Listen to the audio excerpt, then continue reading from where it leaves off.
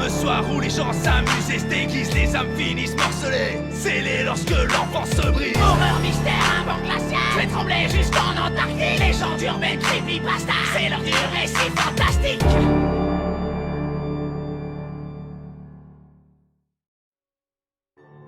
Il y a quelques années, j'ai vécu une période assez sombre dans ma vie. Après une rupture difficile, je me suis retrouvé isolé dans un coin de la France où je ne connaissais personne. Ma famille était loin, mes amis aussi. Je restais seul, enfermé chez moi la plupart du temps. On m'a beaucoup conseillé de trouver quelque chose pour m'occuper, un but, de faire du sport, d'être productif. Un soir, j'ai parlé avec un ami qui m'a dit qu'il ne fallait pas que je reste là, qu'il fallait que je bouge. C'est ce que j'ai fait. Un matin, j'ai fait mes bagages pour une semaine et j'ai pris la voiture. Je n'avais pas de plan de route, je me disais que j'allais rouler jusqu'à ce que je sois trop fatigué pour conduire et qu'alors, je m'arrêterais là où je me trouverais. À la fin de la journée, j'avais traversé je ne sais combien de petits villages perdus, qui n'ont d'ailleurs de village que le nom, s'agissant pour la plupart de quelques maisons éparses. J'avais soudainement été fasciné par ces petits coins reculés de nos campagnes, et je m'étais surpris à me demander quelles histoires, quelles légendes on pouvait s'y raconter le soir venu dans ces petits hameaux oubliés de tous. C'est alors que j'ai eu une nouvelle idée. J'allais continuer à rouler, parce que j'en avais besoin, mais j'allais à présent m'arrêter dans ces villages et petits bourgs pour en découvrir les secrets. J'ai même pensé écrire un livre, une fois que j'aurais recueilli assez de légendes locales. Les premiers temps, les habitants me regardaient d'un œil méfiant et ne parlaient pas facilement. Avec le recul, je les comprends parfaitement. J'étais pour eux, avec mon appareil photo pendu autour du cou, un citadin en balade à la campagne, voire un touriste en quête d'exotisme. Peu à peu, j'ai travaillé ma technique d'approche. J'ai troqué mon appareil photo pour un dictaphone. Les gens que je rencontrais étaient plus disposés à m'offrir leur voix que leur image.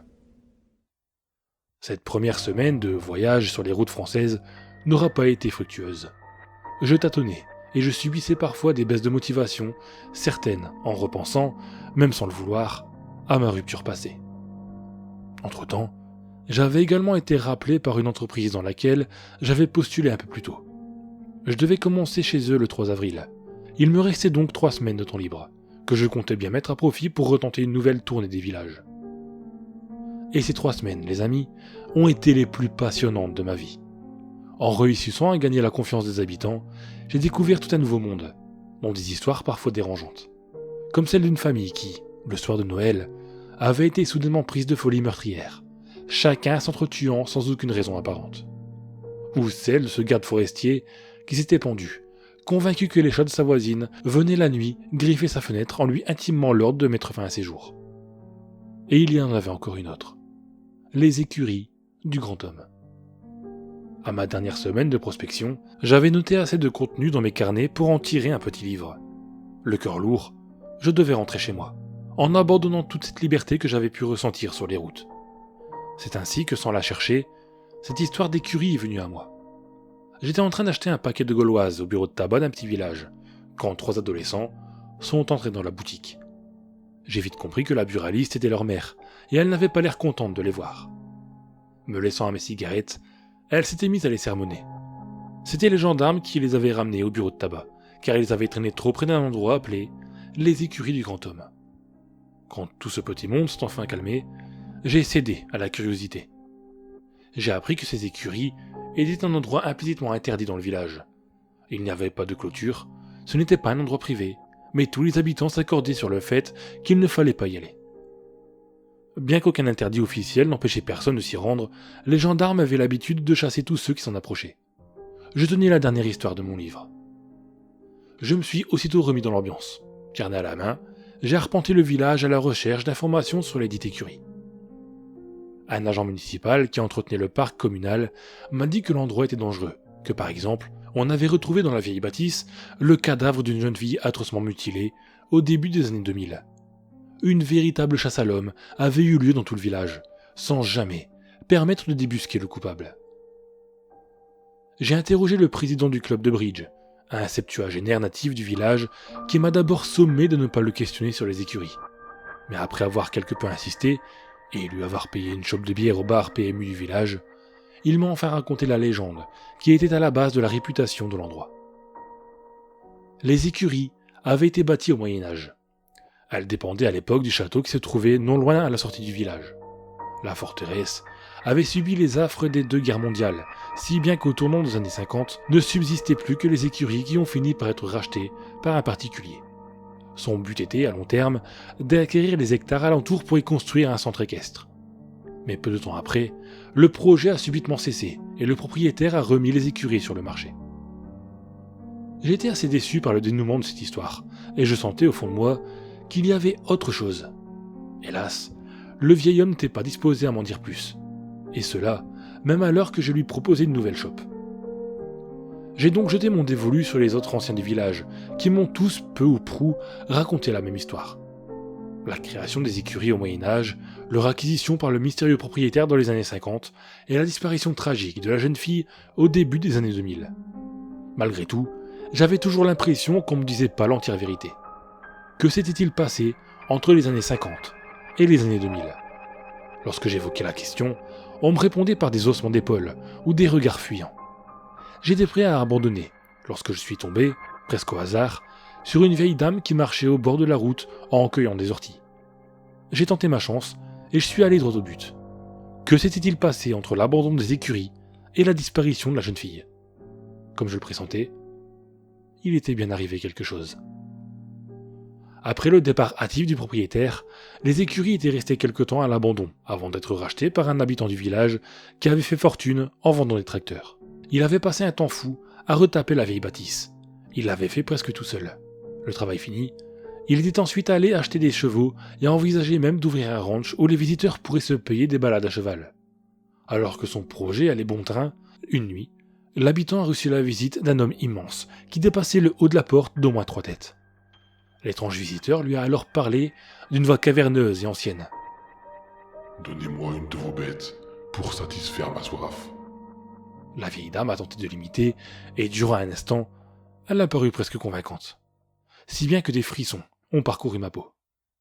Dans la suite du récit, le propriétaire, effrayé, s'est empressé de refuser et a claqué la porte au nez du grand homme. La vieille dame s'est empressée de reprendre sa voix grave à ce passage. « Alors, je les prendrai toutes. » À ces mots, le géant s'est éloigné dans les ténèbres.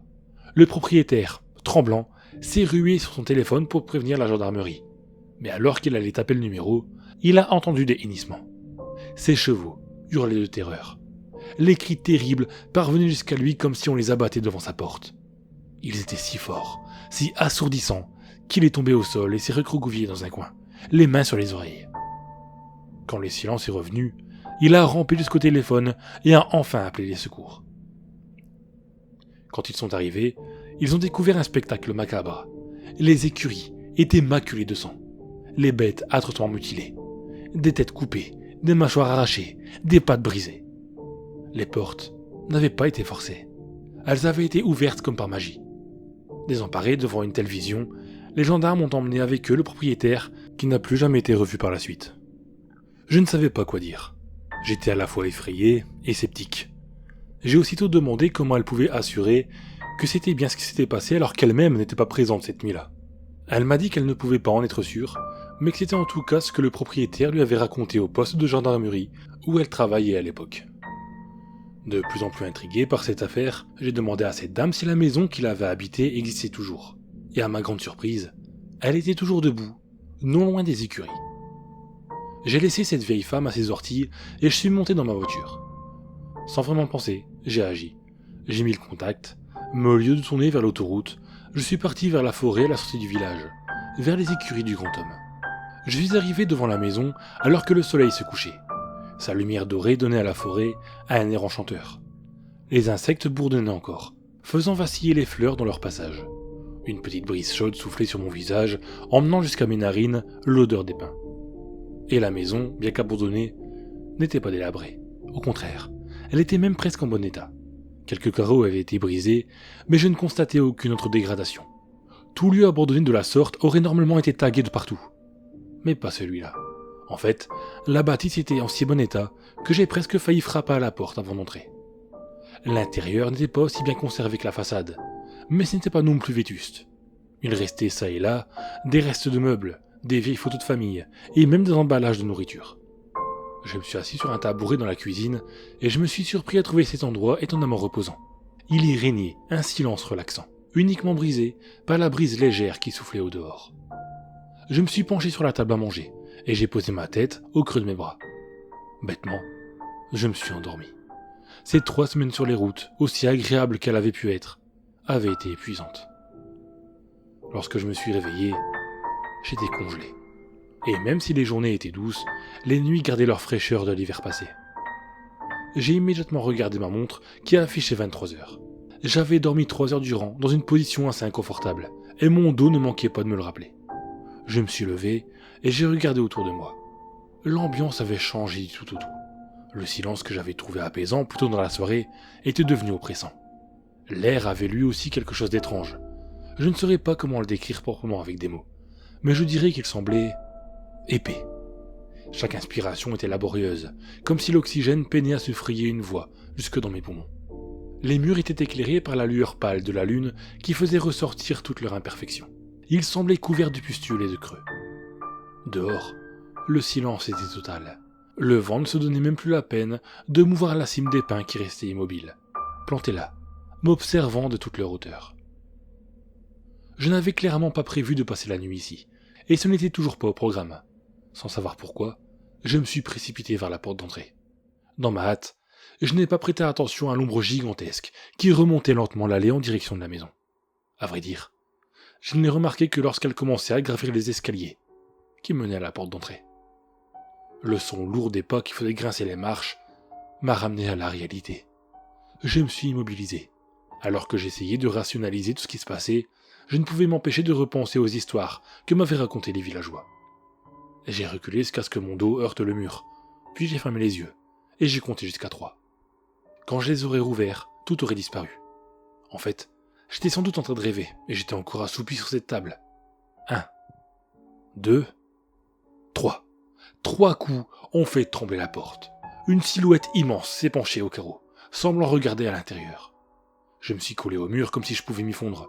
L'ombre a contourné la porte d'entrée et a regardé de même à la fenêtre du salon. Dépourvue de carreaux, elle offrait une meilleure visibilité. Un nuage de condensation blanche a émané de l'être gigantesque. Ça respirait. Aussitôt, j'ai collé une main sur ma bouche. Moi aussi je respirais. Et si cette chose le voyait, qui sait ce qu'elle ferait? Je suis resté immobile pendant presque 10 minutes. Je crois que la chose s'est collée à chaque fenêtre. Grande comme elle était, elle aurait tout aussi bien pu regarder par les fenêtres de l'étage. Finalement, elle est partie, du même pas lourd et lent. Elle a descendu les marches et a redescendu l'allée. J'ai été pétrifié. Il a fallu encore plus d'1 heure pour que je me décide enfin à sortir. J'ai sprinté comme si ma vie en dépendait jusqu'à ma voiture, où j'ai été braqué par des lampes torches. J'étais attendu par 2 gendarmes qui avaient vu ma voiture garée sur le bas-côté. Je ne leur ai pas raconté ce qui venait de se passer, et étrangement, ils ne m'ont posé aucune question. Ils m'ont simplement dit de circuler. Avant d'entrer dans sa voiture, un des gendarmes a braqué sa lampe sur la maison et m'a jeté un regard étrange. Aujourd'hui, je pense qu'il était effrayé. J'ai roulé toute la nuit et lorsque je suis arrivé chez moi, je me suis effondré sur mon lit, habillé. Par la suite, je me suis juré de ne plus jamais parler de cette histoire. Je suis une personne plutôt sceptique, et il m'a fallu du temps avant d'accepter ce qui s'était passé. Je ne suis parvenu à aucune explication. J'ai pourtant retourné la situation dans tous les sens. Mais certaines questions me hantent encore. Que se serait-il passé si cette nuit-là, cette chose m'avait vu?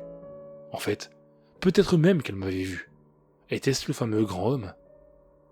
Au final, je n'ai pas écrit mon livre. Mon nouveau travail me prend beaucoup de temps et j'ai fini par égarer, puis oublier mes notes. Mais je sais une chose, c'est que nos campagnes regorgent de légendes, de secrets, d'histoires étranges. Si vous prenez la peine de parler aux gens, de passer au-delà des regards méfiants, vous pourriez découvrir des choses qui vous dépassent, en bien ou en mal.